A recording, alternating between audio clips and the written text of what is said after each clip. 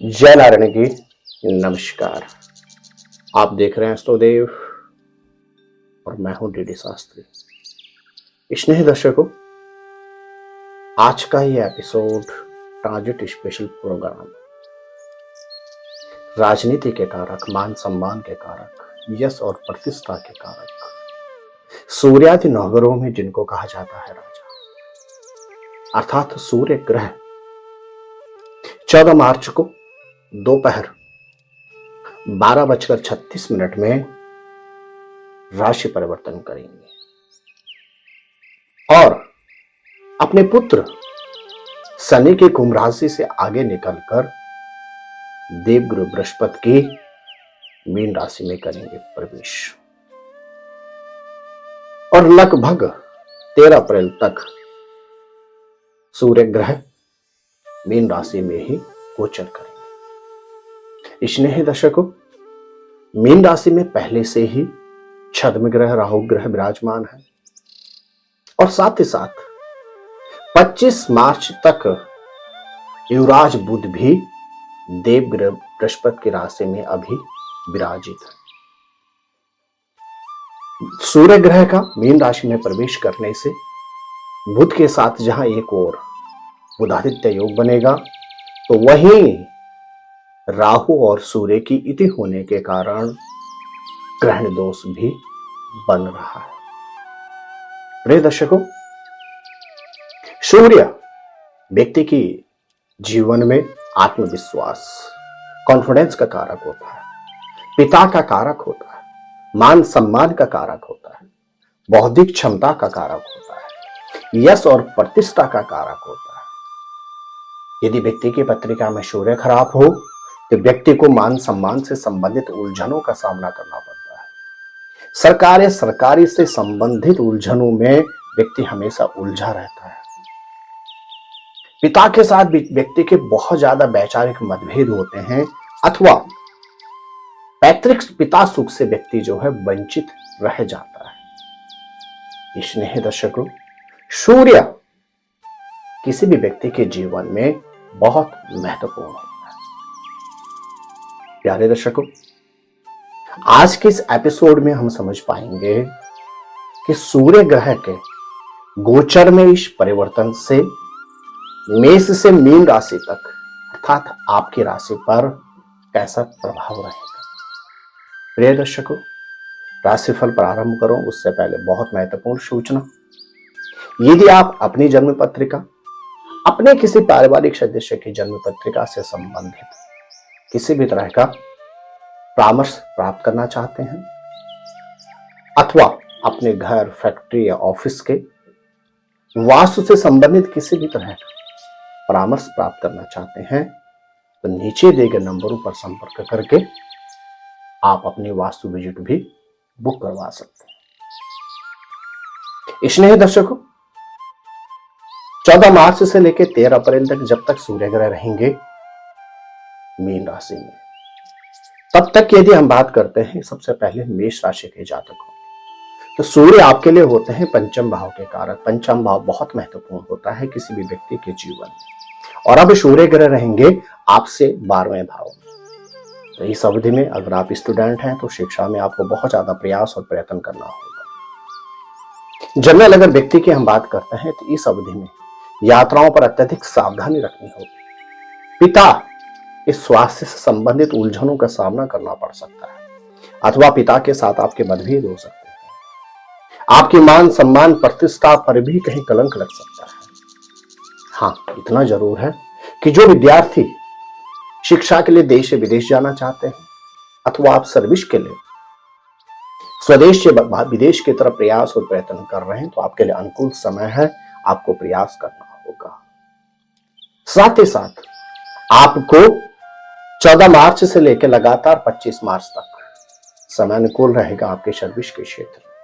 लेकिन यदि आप गर्भवती महिला हैं तो आपको इस अवधि में अपने गर्भ में जो शिशु पल रहा है उसका विशेष ख्याल रखना होगा, क्योंकि पंचम भाव के स्वामी जो सूर्य हैं वो 12 भाव में राहु के साथ बैठ गए। यदि आप कंसीव करना चाहते हैं तब भी आपको इस अवधि के अंदर बहुत ज्यादा सावधानी के साथ आगे बढ़ना होगा, अन्यथा दिक्कतों का सामना करना पड़ेगा।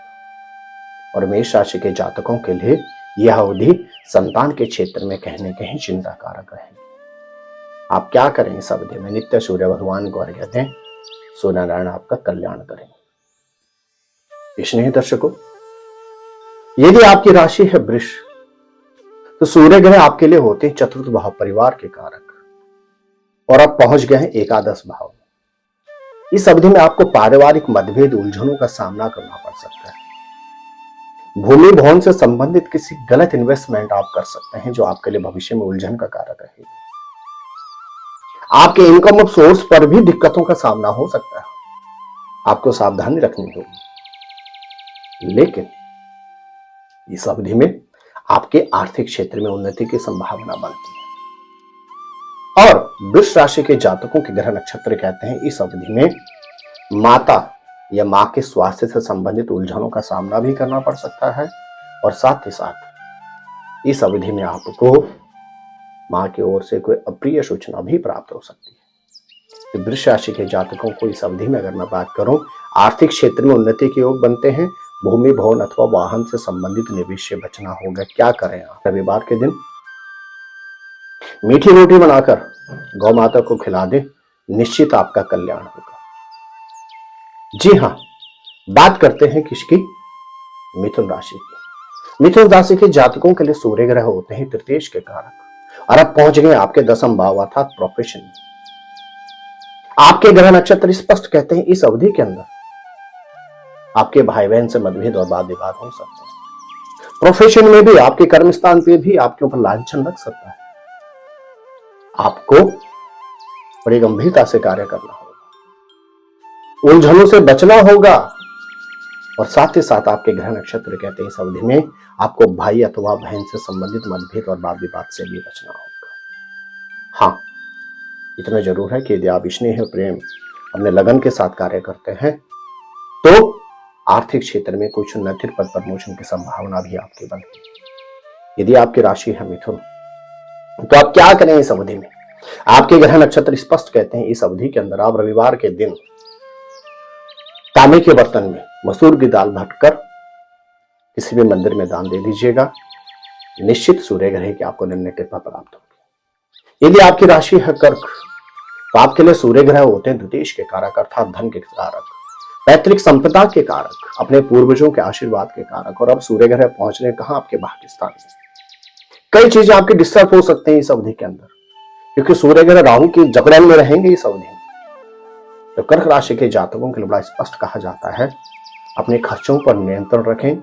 इस अवधि के अंदर किसी को कर्ज न दें, और भाग्य के भरोसे न रहकर कर्म के भरोसे रहें, अर्थात मेहनत अधिक करें।